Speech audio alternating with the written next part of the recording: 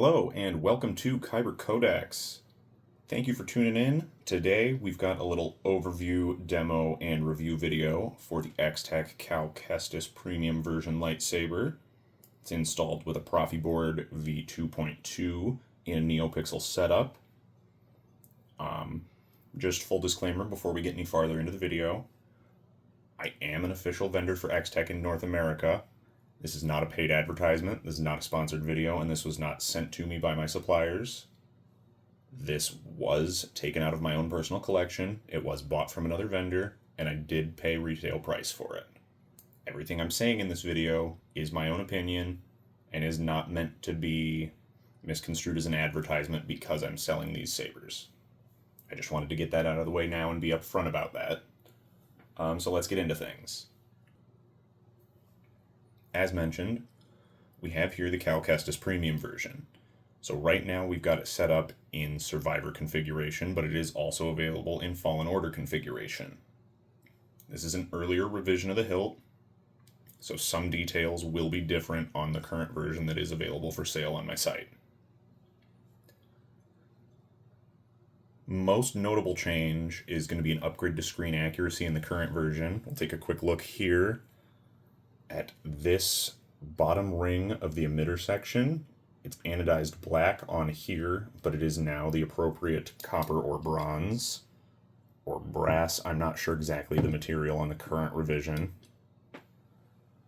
Beyond that, though, this is a super screen accurate representation of Cal's hilt from both games. So right here we've got the Survivor grip with the small, tighter knurling than is seen on the Fallen Order grip. We do have expanded venting on the pommel for better sound and to accommodate the accent pixels on the pommel end. We have the retractable square ring for your belt clip. This is just a retention screw to hold the emitter onto the neck. Both of the buttons are hidden under this rocker switch, so there's no extra buttons hiding on the emitter or neck like you see on some other replicas. It's got two retention screws vertically aligned on the face of the emitter, so really good blade stability, and it takes a 1-inch blade. The shrouds are nice polished finish anodized aluminum, held on with hidden retention screws mounted on the inside of the emitter. The neck, the pommel, and all the other aluminum accents are nicely clear anodized with a brushed finish, and then everything else has a black anodized finish.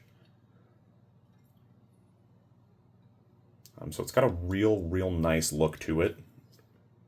Feels appropriate size, seems like it'd be what I would expect 1-to-1 with the in-game model to be, but obviously there's not a physical prop of this yet, so we don't really know. But it's big. It's over 14 inches long when it's in Fallen Order configuration. The grip's not super thick, but it's not super thin. It's not like you're lugging around a Graflex, but it's not as thin as some modern customs, so it feels really good size-wise in the hand. It's not overly heavy like you're swinging around a baseball bat, but it doesn't feel like a hollow tube either, so swinging it around has a good weight to it, which I really like. So let's take a look at the chassis.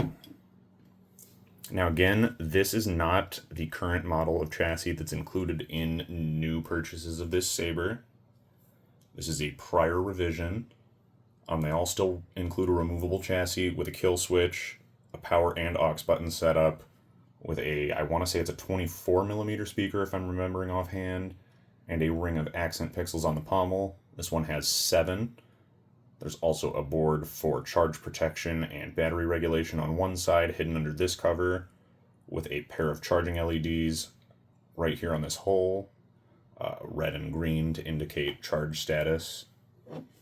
And then under this cover on the back side, we have the Proffieboard v2.2, a rechargeable 18650 battery, and a USB-C charge port. The only thing with the charge port is Saber has to be turned on to charge, not turned off like most other Proffieboard sabers that I've used. Kind of threw me for a loop when I first got it, but it's totally fine. At least on mine, when you plug it in and you have it off, the charging LED just alternates red and green. It blinks red when it's charging if you turn it on, and it pulses green when it's charged.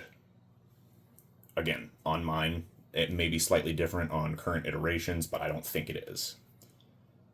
So let's pop this chassis into the hilt and take a look at it in Fallen Order configuration. So everything just unscrews right there.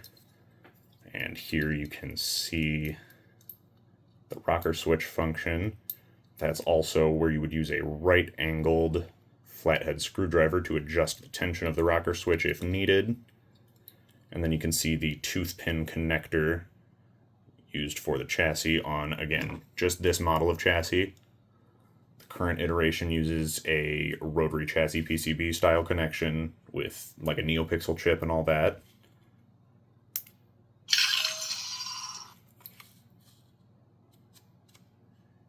And when you order these new, they're shipped on OS 5.9 with a default config, and that is not what's on here. Mine has a bunch of my own choices of fonts that I've added, mostly kybercodex. And it was all updated to OS 7.14. You can see I've got off behavior for the crystal, so you can see what color the blade style you're using is at all times. Really nice weathering on the grips here. And it seems like there's some kind of anodizing or clear coat on that, because this has been really durable weathering. It has not really rubbed off in the whole time I've had it. I really like that the gashes in the grip are here. You don't see that on a lot of these replicas. And the bottom actually flares out instead of just having the cuts. So really good attention to detail there. You don't see that a ton. A lot of great spots for sound venting and LED diffusion on this engine here. There's enough room that you can glue in, like with E6000, a nice little quartz crystal. That's what I did on mine. It helps really diffuse the accent pixels and makes the pommel look really good when it's turned on. And then I'm really a big fan of these rusted wire details as opposed to like the brass rods that we see in some other replicas. I don't know, it just sells the realism to me a bit more. So yeah, let's hear how it sounds so you can kind of get a load of the speaker. I know smaller speakers aren't everybody's bag, but I actually think this sounds quite good anyway.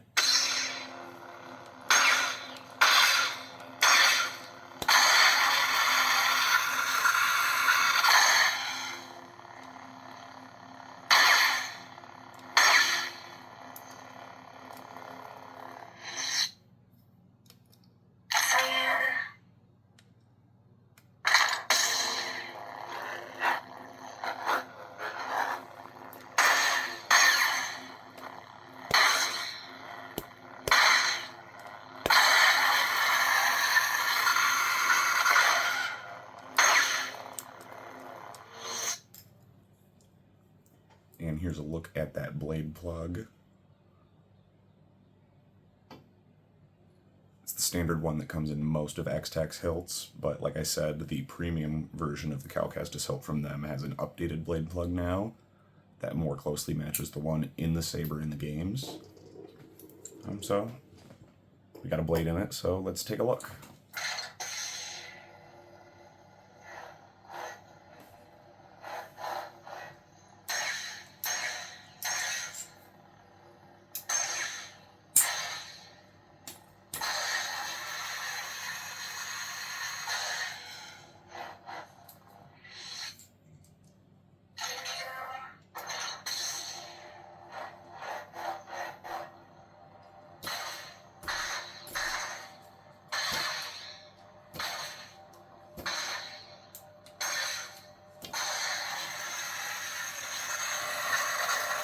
And there's that crystal reaction for you.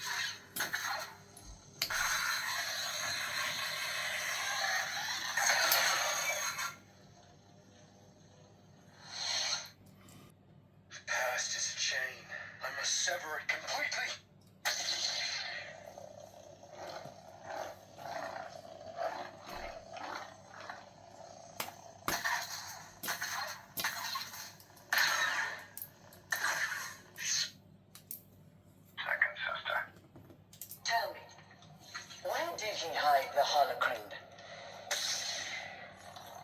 Outstanding.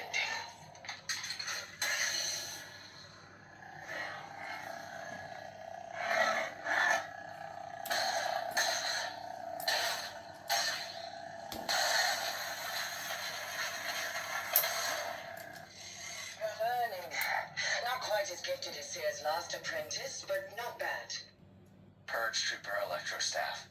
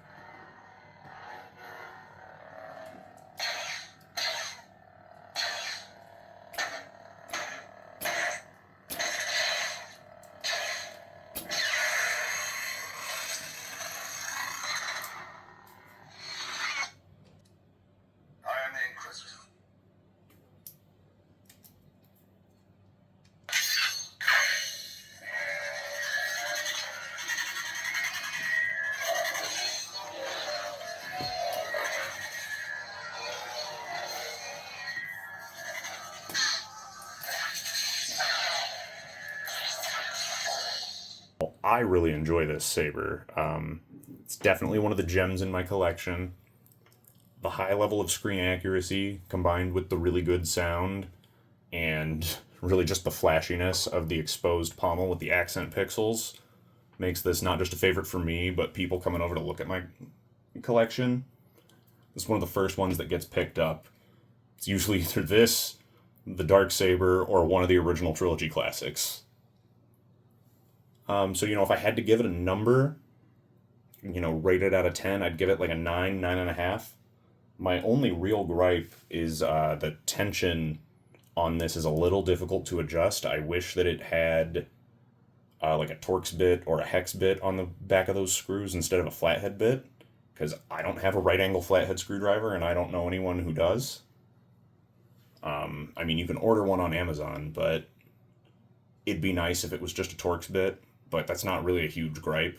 Other than that, really the only thing you need to know about the saber going in, I would say personally, is that the emitter's a little tight. So if you don't order a blade from X-Tech, my X-Tech blade fits it perfectly, but my 1-inch TXQ blade had to be sanded.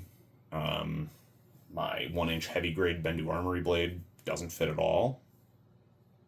But my 1-inch X-Tech fits perfectly. And my 1-inch TXQ just needed sanded a little bit. It was really tight. It couldn't go the last like a 1/4 inch to contact the pins. But other than that, no issues. This is definitely one of my favorites in my collection. And it's the whole reason that I even started working with X-Tech in the first place. So when I say, 9, 9.5 out of 10, I'm being honest and I mean it.